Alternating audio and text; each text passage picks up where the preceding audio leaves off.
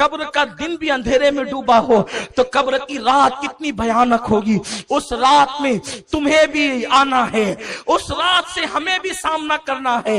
ہائے مسلمان, جس نے اپنی زندگی کے لمحے لمحے کو گناہ کے لیے وقف کر دیا, غیبت, چگلی, شراب و کباب, جوؤں کے اڈے, خدا جانے کیا کیا گناہ ہماری زندگی میں ہیں. میری قوم کے جوانوں, قبر کی پہلی رات کا ذرا تصور کرو جسے میرے آقا علیہ السلام نے بیان کیا ہے. محلے میں مہلت ملتی ہے تو تم کوڑیاں لے کر کے بیٹھتے ہو, تاش کے پتے لے کر کے بیٹھتے ہو, 3 پتی کا گیم لے کر کے بیٹھتے ہو.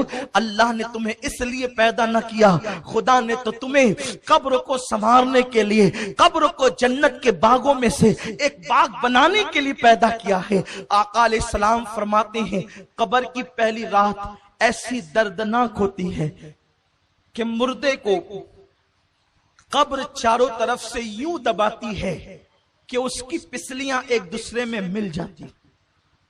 اور میرے آقا صلی اللہ علیہ وسلم نے صحابہ کو تصور دلانے کے لیے فرمایا, اپنے دونوں مبارک ہاتھوں کو یوں لیا اور فرمایا کہ جب قبر انسان کو دباتی ہے تو اس کی دونوں پسلیاں یوں آپس میں مل جاتی ہے. پسلی پر تھوڑی سی مار لگتی ہے تو ہم بے چین ہو جاتے ہیں. اے میری قوم کے جوانوں, گناہ کرنے والوں, اللہ کو ناراض کرنے والوں, رب کو غضب کی دعوت دینے والوں, ذرا سوچو, اگر صرف قبر کا دبانا ہی ہوتا اندر تو یہی عذاب ہمارے لیے کافی تھا. قبر دباتی ہے اور پسلیاں ایک دوسرے میں آپس میں مل جاتی ہیں. بیٹوں کا حال کیا ہے, بیٹیوں کا حال کیا ہے؟ کائنات میں سب سے زیادہ اگر کوئی کسی سے پیار کرتا ہے تو ماں اپنی اولاد سے پیار کرتی. جب بیٹے کو دفن کر دیا جاتا ہے تو بھی ماں اپنے پلوں سے آنسو پوچھتی ہے, لیکن جب بھاتی کا لقمے سامنے آتے ہیں تو وہ بھی 2 لمحے کے لیے اپنے مرحوم بیٹے کو بھول جاتے. لوگ تمہاری بھاتی کھا رہے ہوتے ہیں اور ادھر مردے کو قبر دبا رہی ہوتی ہے. قبر کو, آخرت کو بھول کر اپنی طبیعت کے مطابق زندگی گزارنے والوں, ذرا بتاؤ قبر کی اس تاریک وادی میں کون کام آئے گا؟ میرے آقا صلی اللہ علیہ وسلم فرماتے ہیں انسان کے مختلف دوست ہیں. انسان کا دوست مال ہے, انسان کے دوست اولاد ہیں, انسان کے دوست احباب ہیں, انسان کے دوست اعمال ہیں. مال کا حال تو یہ, جیسے روح جسم سے نکلی ویسے ہی مال پرایا ہو گیا, وارثوں کا ہو گیا. دوستوں کا حال یہ, قبر تک لایا اور چھوڑ کر کے ایسے چلے گئے جیسے پہچانتے ہی نہ تھے. لیکن اعمال انسان کی قبر تک جاتے ہیں. ہائے مسلمان, تو نے ان لوگوں سے دل لگایا,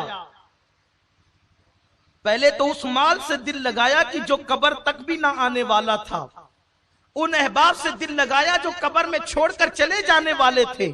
اس اعمال پر تو نے محنت کیا کی, اس اعمال کے لیے تو نے کوشش کیا کی. مسجد میں آتا نہیں تھا اور آتا تھا تو حال یہ کہ ایسا لگے جیسے کوئی ڈنڈے برسا رہا ہو اور تو بھاگ جاتا تھا. جمعہ کے دن بھی آخر میں آ کر کے 2 رکعت پڑھ کر کے بھاگ جانے والوں, میرے آقا علیہ السلام فرماتے قبر دباتی ہے, پسلیاں دونوں ایک دوسرے میں مل جاتی ہیں. وہ منزل سے گزرنا ہے, تصور کرو. میرے آقا فرماتے قبر میں اندھیرا اتنا ہوتا ہے پہلی رات میں کہ سفید کفن ہونے کے باوجود انسان کو اپنے ایک ہاتھ کو دوسرا ہاتھ سجھائی نہیں دیتا. انسان کو اپنا وجود نظر نہیں آتا, اور نیچے مٹی, اوپر مٹی, دائیں مٹی, بائیں مٹی, آگے مٹی, پیچھے مٹی, مٹی ہی مٹی. اور اس کے بعد پھر اس پر عذاب قبر یوں مسلط کیا جاتا ہے. یہ کسی لیڈر کا قول نہیں کہ مسکرا کر کے بھلا دو, یہ کسی مولوی کا کہنا نہیں کہ شک کر سکو یہ اس رسول کا فرمان ہے جو زمین پہ بیٹھ کر عرش پر نظر رکھتا ہے. یہ اس رسول ہاشمی کا فرمان ہے جس کی نگاہ سے خدا کی ذات نہ چھپی، اس کی نگاہ سے قبر کی بات کیا چھپ سکتی ہے. وہ عالم ما کان و ما یکون رسول جسے اللہ نے معلم کائنات، معلم انسانیت بنا کر کے مبعوث فرمایا، اس رسول کا فرمان ہے کہ ابھی قبر کی تاریکی چھٹتی بھی نہیں ہے کہ انسان پر عذاب قبر یوں مسلط ہوتا ہے کہ انسان جن جن چیزوں سے دنیا میں ڈرتا تھا وہ ساری چیزیں اس کی قبر میں بھیجی جاتی ہے جو اس کو ڈرا کر کے دہشت زدہ اور وحشت زدہ کرتی ہے. مثال کے طور پر دنیا میں کتے سے ڈرتا تھا تو کتے قبر میں آ کر اس کو ڈراتے ہیں، چھپکلی سے ڈرتا تھا تو چھپکلیاں ڈراتی ہے، چوہے سے ڈرتا تھا تو چوہوں کو بھیجا جاتا ہے اور وہ اس کو ڈراتے ہیں. سوچو گلی کے کونے پر کھڑے ہیں اور کتا آ جائے تو ہم دور بھاگتے ہیں. قبر کے اندر جب اس طریقے سے کتوں کو، چوہوں کو، چھپکلیوں کو، سانپوں، بچھوؤں کو جب مسلط کیا جائے گا تو اس 2 گز زمین میں جہاں پر کروٹ بدلنے کے لیے جگہ نہیں ہے وہاں سے کہاں بھاگو گے؟ چیخو گے آواز کہاں تک پہنچے گی؟ چلاؤ گے آواز کہاں تک جائے گی؟ مسلمان تو کتنا نادان ہے، تجھے اللہ نے محمد الرسول اللہ جیسا نبی عطا کیا، تجھے اللہ نے قرآن مقدس جیسی کتاب عطا کی، تجھے اللہ نے اللہ اکبر ہدایت یافتہ بندوں کا دامن عطا کیا اولیاء کرام کا، لیکن تو نے دنیا دنیا دنیا اور دنیا کی موج مستی میں اپنا وقت ایسے گزار دیا کہ تو نے آخرت کی کوئی فکر نہ کی، قبر کی کوئی پرواہ نہ کی. ہاں اگر تجھے وقت ملتا تو تو گناہوں میں ڈوب جاتا. تو نے آخرت کے لیے کیا کیا؟ تو نے قبر کے لیے کیا کیا؟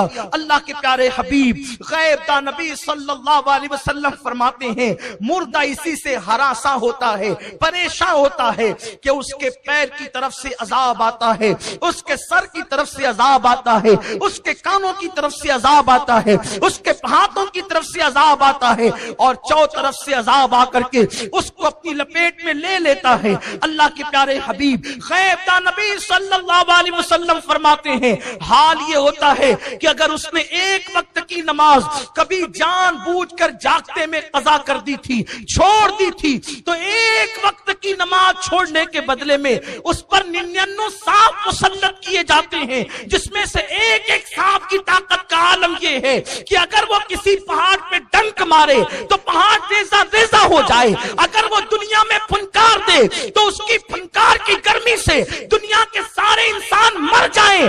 ایسے 99 سانپ اس مردے پہ مسلط کیے جاتے ہیں. اس کے بعد ایک فرشتہ جو آنکھ سے دیکھتا نہیں، جو کان سے سنتا نہیں، جو زبان سے بولتا نہیں، گونگا بہرا اندھا فرشتہ اس پہ مسلط کیا جاتا ہے اور نماز چھوڑنے کی وجہ سے صرف ایک گوزا جب وہ اس کے وجود پہ مارتا ہے تو وہ ایسے پس جاتا ہے جیسے چنے پہ ہتھوڑا مارنے سے چنا پس جاتا ہے. رات کے 2-3 بجے تک جگ کر کے نماز فجر ترک کرنے والوں ذرا اس چابک اور اس گوزے کا تصور کرو، سوچو اور غور کرو کہ کیا یہ نازک وجود، یہ چھوٹا سا جسم کیا اللہ کے عذاب کو برداشت کر سکے گا؟ کیا رب تبارک و تعالیٰ کے عذاب کو برداشت کر سکے گا؟ نہیں اور ہرگز نہیں. تو پھر یہ رنگریلیاں کیوں ہیں؟ یہ طبیعت کے مطابق زندگی کیوں ہے؟ یہ گھروں پہ لگے ہوئے تمہارے اینٹینے، یہ اینٹینے نہیں، یہ ایریل نہیں، یہ جہنم کے سامان ہے.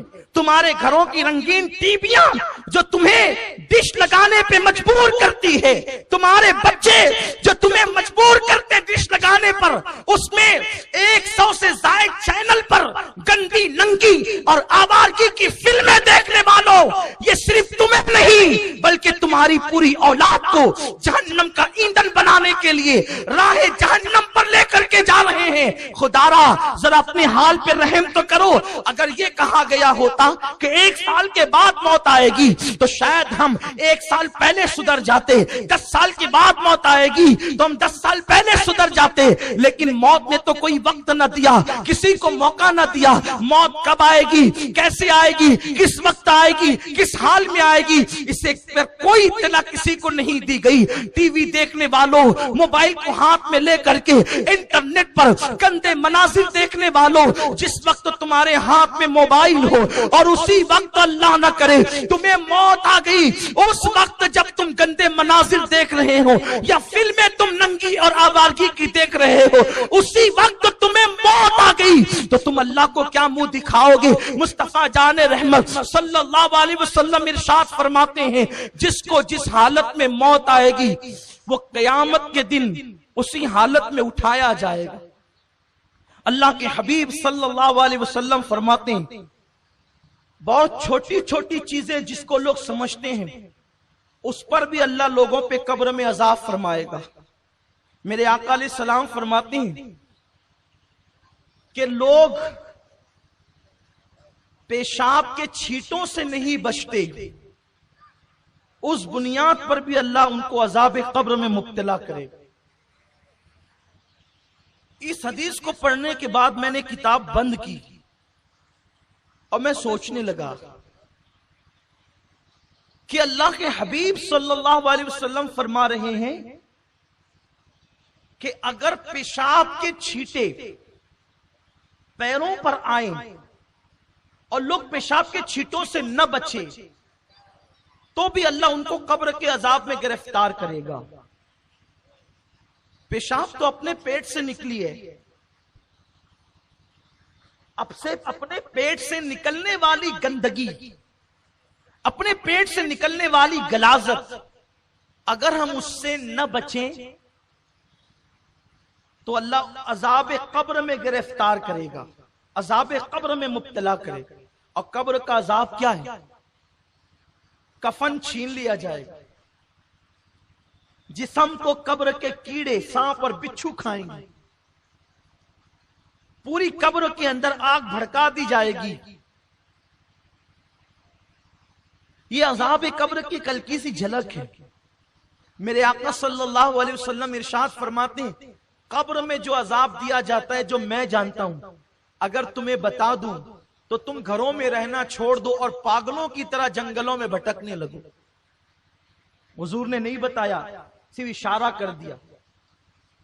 اس کا مطلب یہ ہے کہ آقا جو جانتے ہیں وہ کوئی نہیں جانتا، اور یہ بھی میرے رسول کی شان کی بات ہے۔ حضور وہ سب کچھ جان کر بھی لوگوں کے درمیان محلے میں انسانیت کی حیثیت سے ہے۔ اس کا مطلب حضور کی عقل اور اپنی عقل دونوں برابر نہیں ہے۔ ہمیں پتا چلے تو ہم پاگل ہو جائیں، ارے لوگ بھیانک ایکسیڈنٹ دیکھ کر کے پاگل ہو جاتے ہیں، تو قبر کا عذاب سننے کے بعد جو کما کہو عذاب دیا جائے گا وہ کیسے برداشت ہو سکتا ہے؟ تو اللہ کے حبیب صلی اللہ علیہ وسلم فرماتے ہیں اگر میں تمہیں بتا دوں مکمل طور پہ کہ قبر میں کیا ہوتا ہے تو تم ایسے گھلنے لگو گے جیسے نمک پانی میں گھلنے لگتا ہے۔ تم اپنی جگہ پر سلامت نہیں رہ سکتے، گھل جاؤ گے تم۔ وہ قبر ہے جسے دردناک عذاب کے حوالے سے اللہ کے حبیب علیہ الصلوۃ والتسلیم نے بیان فرمایا ہے۔ تو ایک معمولی سا عمل جس کو ہم کہتے ہیں پیشاب کے چھینٹوں سے نہ بچنا، یعنی کھڑے کھڑے کچھ لوگ پیشاب کرتے ہیں تو پیر پہ چھینٹے آتے ہیں، کچھ لوگ بیٹھ کر بھی بے احتیاطی سے کرتے ہیں تو بھی پیشاب کے چھینٹے آتے ہیں۔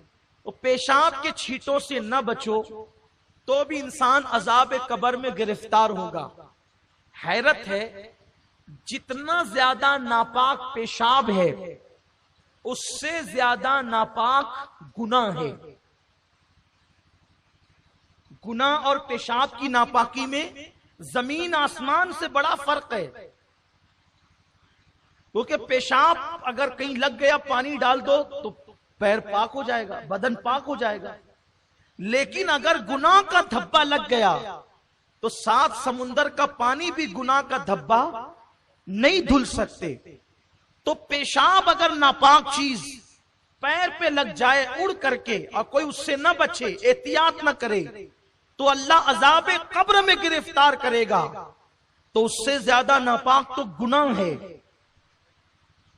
وہ کوئی گناہ میں ڈوبا رہے، اور وہ بھی وہ گناہ نمازوں کا ترک کرنا، جوا کھیلنا، تاش کے پتے کھیلنا، محلے کی لڑکیوں پہ بد نظری کرنا، پڑوسیوں کے حقوق دبانا، غصب کرنا، ایک دوسرے کے حقوق ادا نہ کرنا، ماں باپ پہ ظلم کرنا، ماں باپ پہ زیادتی کرنا، بیوی پہ ظلم کرنا، بیوی پہ زیادتی کرنا، اولاد کا حق ادا نہ کرنا، کتنے بڑے بڑے جرائم ہیں. اس سے بچنے کی کیا صورت ہے؟ اور ایک اہم بات، پیشاب اپنے پیٹ کی غلاظت ہے، وہ نکلی اور پیر پہ پڑی اور ہم اس سے نہ بچے تو عذاب قبر میں گرفتار ہوں گے. اور جتنی زیادہ ناپاک پیشاب ہے اتنا ہی ناپاک شراب بھی ہے. دونوں کی ناپاکی برابر برابر، یعنی کہ پیشاب کا پینا اور شراب کا پینا دونوں ایک ہے. یہ میں کوئی لطیفہ نہیں کہہ رہا ہوں، میں آپ کے سامنے اس کی شرعی حیثیت بیان کر رہا ہوں کہ شراب اسلام میں اتنی ہی ناپاک مانی گئی ہے جتنا کہ پیشاب ناپاک ہے. تو مجھے بتاؤ، اگر پیشاب کے چند چھینٹے بدن پہ لگ جائیں تو انسان اللہ کے عذاب پہ گرفتار ہوتا ہے. تو جو لوگ پیشاب کی طرح ناپاک شراب اپنے منہ کے اندر ڈالیں اور اپنے پیٹ میں ڈالیں تو ان پر کیسا عذاب ہوگا؟ ان پہ عذاب کی کیفیت کیا ہوگی؟ ان پہ عذاب کی سختی کیا ہوگی؟ میرے آقا صلی اللہ علیہ وسلم کے دیوانوں، آیت مبارکہ کا آخری ٹکڑا، اب میں اس پہ نہیں پہنچ سکوں گا، بس ایک بات عرض کر کے اپنی گفتگو مکمل کروں، شاید کسی کی زندگی میں انقلاب پیدا ہو جائے. خدا کے لیے اپنی قبر کی تیاری کرو. قبر میں کسی نے نہیں آنا، نہ کسی مولوی نے، نہ کسی خطیب نے، نہ کسی مقرر نے، نہ کسی دوست نے، نہ کسی ماں باپ نے، نہ کسی یار نے. لیکن یہ بات حق ہے جس کو ضرور کہوں گا کہ قبر میں کسی نے نہیں آنا، لیکن قبر میں مدد کے لیے آمنہ کے لال نے ضرور آنا. اسی لیے قبر کی تیاری کا سب سے بنیادی سبجیکٹ ہے کہ جو آنے والا ہے اس سے اپنا کانٹیکٹ بنا کے رکھو. جو آنے والا ہے اس سے کانٹیکٹ بنا کے رکھو. اس لیے کہ اگر رابطہ بنا رہے گا تو وہاں بگڑی بن جائے گی.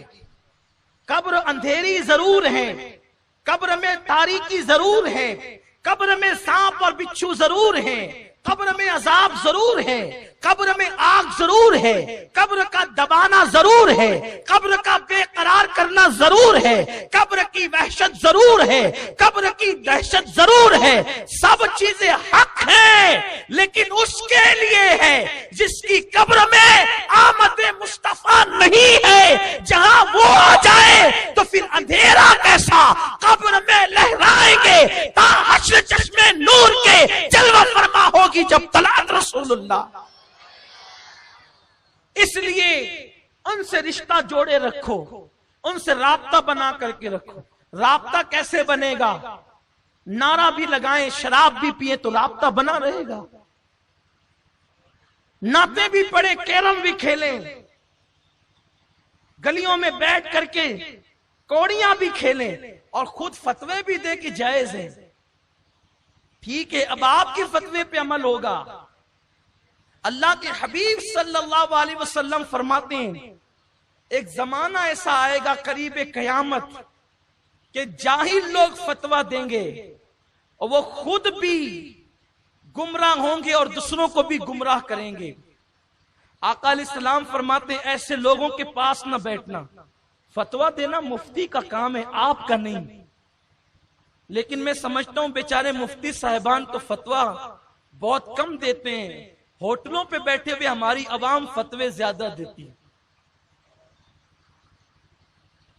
اور وہ بھی بدعت اور شرک کے فتوے سے کم تو کوئی فتویٰ ہے ہی نہیں. اور اس بیچارے سے پوچھو بھیا احسان کر ذرا بتا کہ بدعت کی تعریف کیا ہے، وہ بتا بھی نہیں سکے گا، بلکہ بدعت کا مخرج نہیں بتا سکتا، اور وہ بدعت کا فتویٰ دیتا ہے. بلکہ بیچارہ بدعت کو بدعت کہتا ہے، یعنی اسے الفاظ کا تلفظ نہیں پتا، اتنا جاہل ہے. اور اتنا جاہل ہے کہ اس سے کہو کہ تو جاہل ہو کے فتویٰ دیتا ہے تو پلٹ کے کہتا ہے میں اتنا بھی جاہل تھوڑی ہوں. یعنی کہ اس جاہل کو ابھی جاہل کے تلفظ میں یاد نہیں ہے، اور وہ فتویٰ شرک اور بدعت سے کم کا دینے تیار نہیں. کس پر؟ وہ بھی جو چیزیں قرآن اور حدیث سے ثابت ہے اس پر فتویٰ. کھڑے ہو کے سلام پڑھنا بدعت، فاتحہ دینا شرک. کہ یہ کام آپ کا ہے ہی نہیں میرے بھائی، تو عوام میں سے ہے، اپنی اوقات میں رہے. لوگوں نے تختہ مشق اگر کسی کو سمجھائے تو شریعت کو سمجھائے. ہر عوام میں کرسی پہ بیٹھنے والا کلینک کھول کے بیٹھتا ہے کہ چلو آج ہوٹل پہ بیٹھ کر کے ایک چائے پیئیں گے اور ساتھ ہی کسی ڈاکٹر کی بیگ بھی لے کے بیٹھیں گے، جو آتا جائے سوئی لگاتے جاؤ، انجیکشن لگاتے جاؤ، ٹیبلٹ لیتے جاؤ. نہیں ہوگا ایسا. ہو سکتا ہے، ہنسنے کی بات نہیں، ذرا غور کریں. ہو سکتا ہے، نہیں ہو سکتا. لیکن جب کہ کوئی غیر ڈاکٹر اگر سوئی لگا دے تو بولو خطرہ کسے ہے؟ بولو جان کو خطرہ ہے. غیر ڈاکٹر ٹیبلٹ دے دے، خطرہ کسے ہے؟ بولو جان کو ہے. تو جاہل لوگ ہوٹل پہ بیٹھ کر ڈاکٹر کا کام نہیں کرتے، جاہل لوگ ہوٹل کی کرسی پہ بیٹھ کے وکیل کا کام نہیں کرتے، پھر جاہل لوگ ہوٹل پہ بیٹھ کے مفتی کا کام کیوں کرتے ہیں؟ اگر جاہل ہوٹل پر بیٹھ کر کے ڈاکٹر کا کام کریں تو جانوں کو خطرہ ہو جائے، اور جاہل لوگ ہوٹلوں پہ بیٹھ کر مفتیوں کا کام کرے تو پھر جان کو نہیں ایمان کو خطرہ ہو جائے. اس لیے اور سنو، مفتی کون ہے کس سے پوچھا جائے؟ ہر ایک کے نام کے ساتھ جو مفتی کا ٹائٹل ہو وہ تھوڑی مفتی ہوتا ہے. ورنہ ہم نے تو کشمیر میں ایک عورت کے ساتھ مفتی کا سرنیم پڑھ کے میں نے ایک ساتھی سے کہا یار یہ عورت کتنی خوش نصیب ہے کہ مفتی بن گئی. تو میرے ساتھیوں نے ہنس کر کے کہا سید صاحب وہ مفتی علم کے اعتبار سے نہیں ہے بلکہ اس کا سرنیم ہے. میں نے کہا یا اللہ، مفتی بھی سرنیم ہوتا ہے؟ تو ہر ایک کے نام کے ساتھ ٹائٹل مفتی کا لگ جائے، علامہ کا لگ جائے، مولانا کا لگ جائے، اس سے نہیں پوچھ سکتے فتویٰ. قرآن سے پوچھو فتویٰ کس سے پوچھ سکتے؟ تو قرآن کہتا ہے فَاسْأَلُوا أَهْلَ الذِّكْرِ إِن كُنتُمْ لَا تَعْلَمُونَ. انہی سے پوچھو جو اہل ذکر ہیں.